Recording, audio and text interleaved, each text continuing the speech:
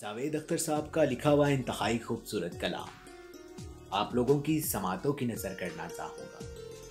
अब अगर आओ तो लौट के जाने के लिए मत आना। अब अगर आओ तो लौट के जाने के लिए मत आना। कोई एहसान जताने के लिए मत आना। मैंने पलकों पे तमन्नाएं सजा रखी हैं, दिल में उम्मीद की 100 शमें जला रखी हैं। ये हसीन शमें बुझाने के लिए मत आना। अब अगर आओ तो जाने के लिए मत आना। सिर्फ एहसान जताने के लिए मत आना। प्यार की आग में जंजीरें पिघल सकती हैं, चाहने वालों की तकदीरें बदल सकती हैं। तुम हो बेबस ये बताने के लिए मत आना। अब अगर आओ तो लौट के जाने के लिए मत आना।